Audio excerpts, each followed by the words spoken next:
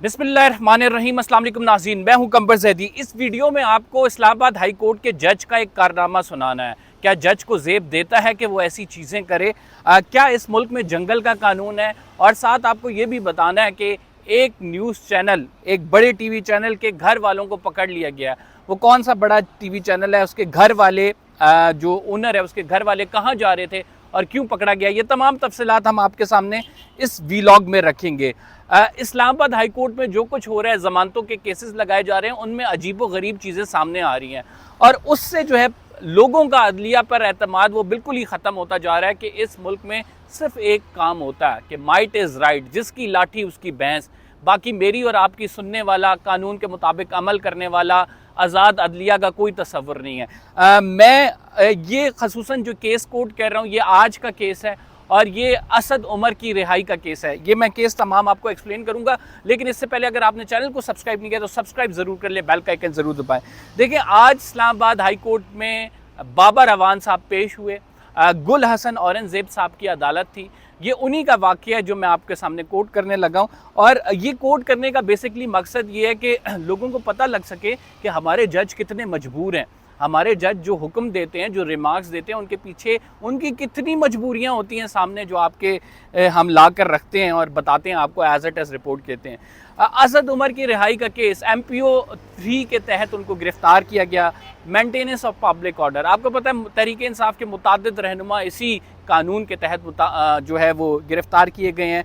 अब होता यह है कि इसमें एक मैजिस्ट्रेट जो है वो ऑर्डर जारी कर देता है, असिस्टेंट कमिश्नर ऑर्डर जारी कर देता है, कमिश्नर ऑर्डर जारी कर देता है, जिसके बाद गिरफ्तारी अमल में लाई जाती है। और होता ये है कि कहा इन्हें ये जाता है कि इन्होंने चूँकि अफरा तफरी फैलाई है, इस वजह से इन गिरफ्तार किया गया। बड़ा सिंपल सा केस है, इसमें अदालतें बहुत आसानी से ज़मानत दे देती हैं, इस वजह से मैं ये थोड़ी सी तमहीद बांधी है। लेकिन हुआ क्या, असद उमर साहब जब उनके वकील बाबर अवान साहब रोस्टम पे आए, बाबर अवान साहब ने कहा कि ये केस है और दूसरी बात ये है कि असद उमर साहब जो हैं उनको बेगुनाह उठाया गया। असद उमर साहब ने कोई इंसाइटमेंट टू वायलेंस नहीं किया, किसी को तरगीब नहीं दी कि वो वायलेंस की तरफ जाएं, किसी को ये नहीं कहा कि वो 9 मई के हमलों में मुलव्विस हों। एक जमात का, सियासी जमात का राइट होता है कि वो एहतजाज करे।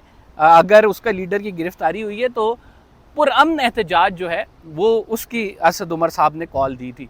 लेकिन जस्टिस मियाँ गुल हसन औरंगज़ेब की बेबसी चेक करें कि जस्टिस मियाँ गुल हसन औरंगज़ेब कहते हैं कि देखें, गिरफ्तारी तो ऐसे जो है ना वो रिहाई तो ऐसे मुमकिन नहीं है।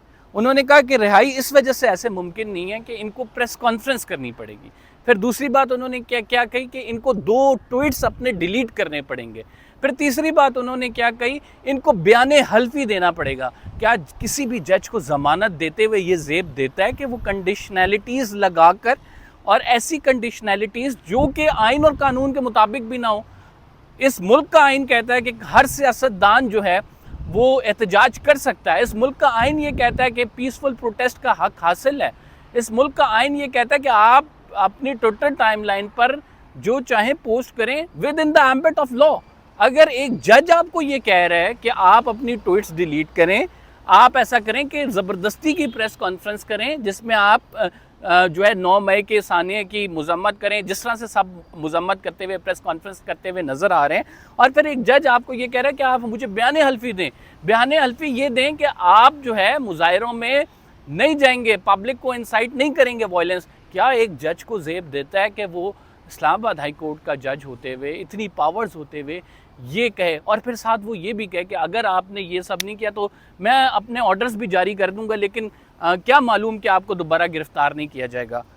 तो ये जो है इस मुल्क के साथ, इस आइन के साथ, इवन जज साहब की अपनी बड़े मोहतरम है हमारे लिए, लेकिन जज साहब की अपनी कुर्सी के साथ ये बहुत बड़ी तज़हीक है कि अगर इस मुल्क में अदालतें आज़ाद नहीं होंगी, अगर उनके ऑर्डर्स नहीं माने जाएंगे, अगर उन्होंने ताकतवर के आगे इसी तरह झुकना है, तो फिर निज़ाम इंसाफ लपेट देते हैं ना। फिर हम यहाँ पे क्यों बैठे बातें कर रहे हैं, हम डेमोक्रेसी का रोना क्यों रो रहे हैं।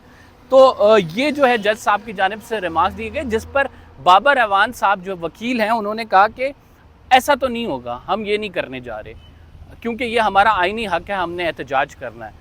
असद उमर के हवाले से उन्होंने कहा कि आपको बयान हल्फी देना पड़ेगा कि आप मज़ीद किसी एक्टिविटी में नहीं मुलव्वस होंगे। और साथ ये भी कहा जा रहा है कि आपने बयान हल्फी नहीं दिया तो आपका कैरियर जो है वो सियासी कैरियर तो इख्तिताम पजीर समझे ना। तो नाजरीन आप ख़ुद बताएं कि ये इस्लामाबाद हाई कोर्ट जिसने इस बात की FIR ना काटी हो कि उसके अंदर घुस के पैरामिलिट्री फोर्सेस ने गिरफ्तार किया, CCTV फुटेज गायब हो गई हो, ये इस्लामाबाद हाई कोर्ट जिसने सहाफ़ियों पर जो तशद्दुद हुआ उसकी FIR ना काटी हो, ये इस्लामाबाद हाई कोर्ट के जो कि अपने रजिस्ट्रार के थ्रू IG के ख़िलाफ़ एक्शन ना ले सके, ये इस्लामाबाद हाई कोर्ट के जो कि जजेस की पावर्स होते हुए IG को तौहीन अदालत में ना घसीट सके। तो मुझे बताएं कितनी बेबसी की तस्वीर हैं ये अदालतें।